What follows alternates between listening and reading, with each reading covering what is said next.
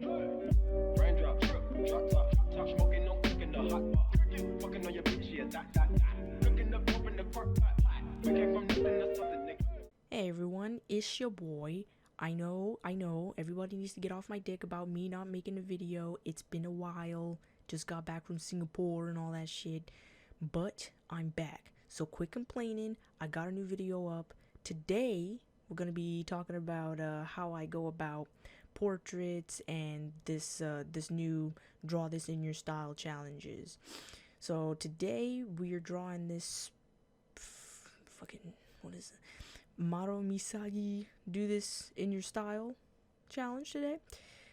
Seems like some sort of girl with glasses eating a cookie or whatever. Congratulations on 35K. That's cool. So right now we're just starting to sketch. And by the way, I'm voicing over this speed paint, okay? Cause I went into an editing program and I sped this up like maybe 5 times, so I don't actually draw this fast. Don't get confused. So right now it's just starting the sketch. What I like to do is I like to start with a rough sketch. I don't worry about line art. I don't care about line art. I'm not the type of person to go in with clean lines. I don't care. So right now, yeah, we're just trying to figure out the expression that we want. When I go about these draw this in your style challenges, I try to go for a different look. You know, I don't try to copy it exactly. I try to go for a different angle, different expression, you know, something based on what I usually draw, which is why these things are called draw this in your style. So definitely doesn't need to be the same thing. Right here on the sides I have the references, so like the top left is where the original one is, and then the real life photos of girls, I just like their makeup or how they, you know, how their angle how their angles look, which is why I put them aside. You can, if you have Photoshop, you can just, you know, Control N to make a new canvas and then paste the picture and then put it aside. It's pretty easy. You don't have to like flip back and forth between Google Images and Photoshop. So right here I'm just getting the hand in, getting the sweater. Can't forget her little cookie thing. I didn't put the glasses and the earbuds in the sketch because those are like accessories or cosmetic shits, so I just put them in towards the end. I don't have to worry about that right now. Right here I'm just getting a little choker necklace, and I usually make a copy of the sketch, and then what I do is I put the sketch layer on multiply, and I also lock the layer's opacity, so then I can change the color of the sketch lines. I do this because it's easier for me to blend when I put in skin color, hair color, all that other stuff. So I don't have to blend with black. I can blend with a local color. So if the skin is like, you know, kind of light, then I go with like a light pink or a light orange. So then the skin won't have black tones underlying it. Okay, I'm just putting in the base color right here. Nothing fancy. Just putting in the color. You don't have to start rendering at this point. You just need the basic colors. A lot of people try to go in too hard and then they get confused about where the color's going exactly. Right here I'm just kind of messing around. I pick out the colors on a separate swatch so I can go back to the local color later. That's always handy, so you don't have to guess what the color was originally. And right here I'm just putting in some blush, some shadow, just to give the skin some life. So if it's too flat, that means you didn't pick enough colors. I like to have maybe three colors or so, make it safe. And yeah, just putting in some blush. I'm starting to render now. What I do is I multiply this, or not multiply, I copy the sketch and base color layer, and then I turn the original off. Then I combine both the sketch and the base layer. So this lets me render on one layer. And I know some people are going to be like, oh my god, you render on one layer? And one layer only? Yeah, dude, that's my thing. That's how I do these things. Some people have like 50 fucking layers for this shit. I don't need all that. I don't have time for all that. I go on one layer. So right here, and getting in the little highlights underneath the nose. It's helpful to understand values when you're doing portraits, obviously. Some people like to go black and white into color, but to save time, I like to go straight into color. Right here, we're doing the eyebrows and eyelashes. She seems to have some sort of like wingtip makeup on. I didn't really zoom in on the picture. I kind of just improvised. I was too lazy. I can be lazy. It's a problem.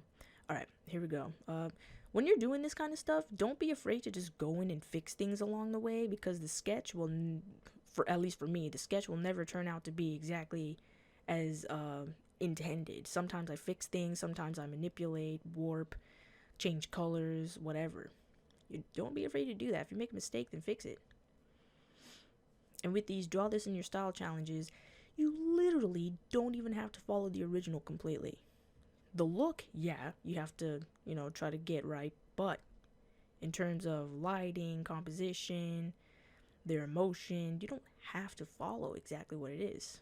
Just have fun. Okay, right here, this is where I start to go into darker colors, so to establish some shadow and some light. I go in with a slightly darker color first. When you're shading, this is what I want to point out to a lot of people actually. When you're shading, you don't have to use black and gray.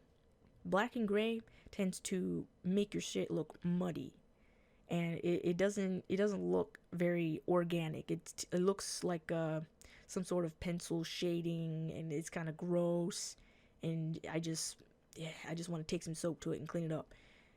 So if you try to go with, like, let's say, look at the shirt, it's pink, right?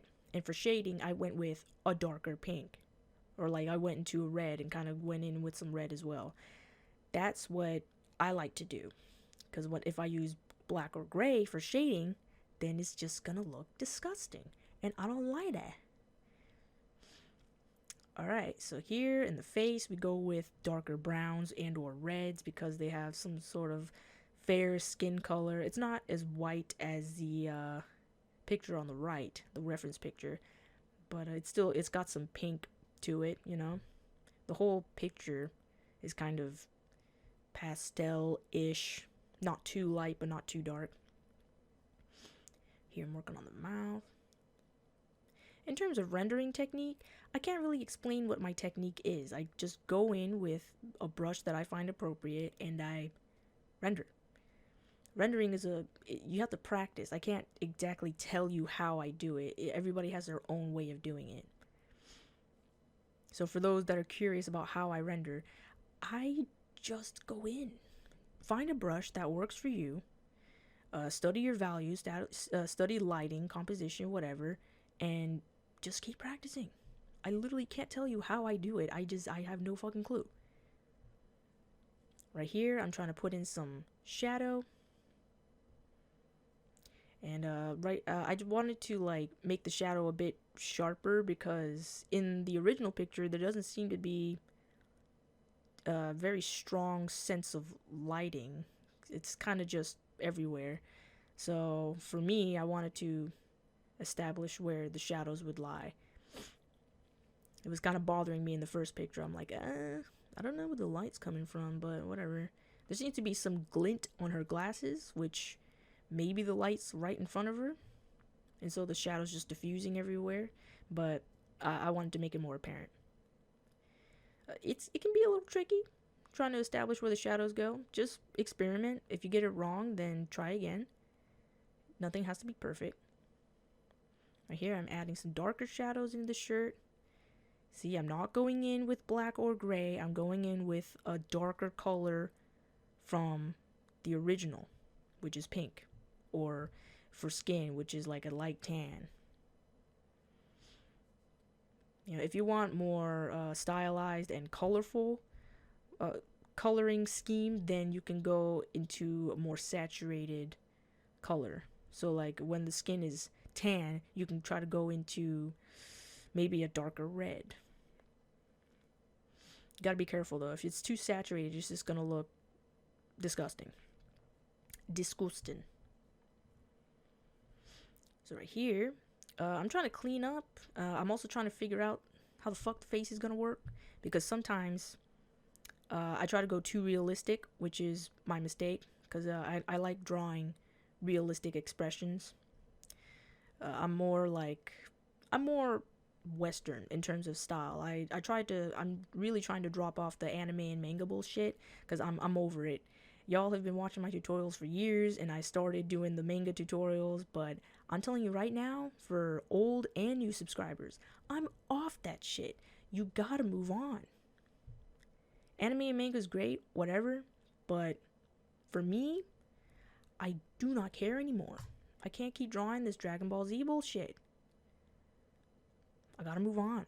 If you want to keep doing it, fine, that's fine. But you gotta establish certain fundamentals before you can get really good. You can't just keep drawing, you know, or you know what? Whatever. Draw whatever you want. Personally, I don't want to draw anime anymore. I'm over it. Alright, so here, we're cleaning up. In terms of what brushes I use a lot of brushes I find from other artists. Mostly, if you ever heard of him, Ahmed Alduri's brushes, because he has a nice combination of soft and hard brushes. I usually use hard because I like really sharp edges when I draw, and I like harsh shapes. But you can customize your own brushes, or you can find brushes that other people use that you want to try out, and if you like them, you can use them. So here, I like to make hard and dark edges against soft, light edges. That's how I get that crisp rendering style. Sometimes I get lazy and I leave things soft, but, you know, I think that's a stylistic option. So here, mostly for facial shapes, I like to leave some things soft, and other things like the eyebrow crease or nose creases, stuff like that, dimples, I like to make hard and soft shadows, so I can really accentuate the expression that they're having. Here we're adding details to the sweater because I thought it was kind of boring without any like stitches or anything. That's just my personal choice. Adding a bit more ambient occlusion into the sweaters to give it more depth. Adding little chocolate pieces into the cookie.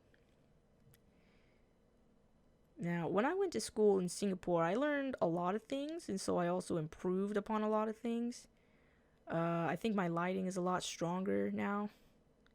It used to be just a flat mess, you know. But now I tend to feel that my characters have a lot more depth now, and they're not just, you know, 2D paintings on a plain background. Like now it's looking like it has some life to it. So right now I'm fixing the hair. If you see my brushes to the right, I usually use those brushes towards the top of that list. I have a lot more brushes if I scroll down, but I usually use the ones that I can just reach at the top of the list. I use square, I use kind of squash brushes. I use texture brushes so I can give the skin a bit more interesting flavor. I use hair brushes so I can, you know, get the strands without having to work twice as hard. Work smarter, not harder. Here I'm getting in the glasses and taking them off the face so I can actually get the shape right. Then I copy paste because, like I said, work smarter, not harder. Wait, what, harder? Alright, sorry. It's been a while. Alright, and then I'm just kind of putting in some little details. Little glint on the lens and the frame. So when you do stuff like this, don't be afraid to go all out, dude. It's your freedom as an artist to just do whatever you want. Follow the intended design, you know, in respect to the original artist. Don't go too far. But, sorry. But also do whatever you want. So here, in terms of my style, I like to do expressions. I like to do the eyebrow crease or the crinkle in the middle of the head. Like, I like to have my characters have some sort of tension in their eyebrows, like they're always mad or confused or just, you know, focused on something. I don't know why. I just do. That's my style. So here, just adding some more details, the little light reflection off the glasses. And then I think soon here I'll be, yep, putting in the earbuds. Sorry, they're not AirPods because I don't speak Baroque. I don't know what I'm talking about. I do speak Baroque. I don't own AirPods. Those shits are expensive. Fuck that. I'll stick with my skull candy. Thank you. So putting those in, and I put in some shadow so I can create some more depth. People tend to forget that, you know, things make a shadow. So if you don't do that, then your shit's gonna look flat. Not your actual shit. You know what I mean. Putting in some more shadow in the hair. Trying to establish separation between the pink and the blue from the hair and the sweater. There we go. Sometimes I like to go in and fix things. Don't be afraid to do that. A lot of people are like, oh, that's even more work if I try to fix it. Like, nah, dude, fix it, please. Alright, then I'm putting in a little hairband, putting in more strands for the hair to make it realistic. Right here, I was fixing the eyebrows because I thought they looked funny and I liked it. So, my individual choice. I thought it was more interesting. And I put little hearts on the cheeks rather than the circles on the original. Make certain changes, dude. It doesn't have to be exactly the same. Fuck it up for all I know. Fuck it up.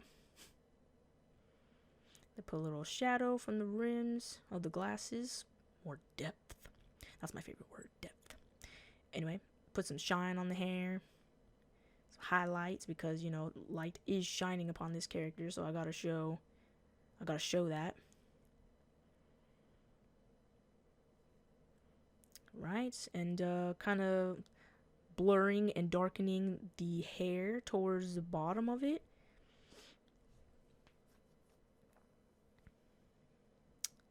Alright, here I wanted to add some rim light because I don't know, I usually like to add rim light to characters because it's more of a stylistic thing, you know, Riot games and shit like that. The concept artists sometimes put that. I think I changed my mind sooner or later here. I didn't really like how it was coming out. And I was trying to choose colors here. I'm like, is this right? Purple, blue, fucking... You know what? Fuck it. I changed my mind. I don't like it anymore. So I stuck with the light background instead. And I added some bokeh, which is like the little circle dot shits. And I think here we're approaching the end. I hope that you guys enjoyed this little explanation. I know I didn't go into like complete detail, but because, you know, I think that's pointless. But yeah, I'm hoping to make another one of these. Maybe some like tips on portrait studies and whatnot. But I hope you guys enjoyed. And if you guys have any requests on what I should do, remember I don't do anime and manga tutorials anymore. I actually do fully rendered stuff now. So if you guys want to see more of this, let me know. And I'll catch you guys in the next video. Remember, it's your boy. I'll see you again when I make another video. I don't know when. Fucking, I got a schedule too, man. Alright, how do I end this? How do I end this shit? Alright, goodbye.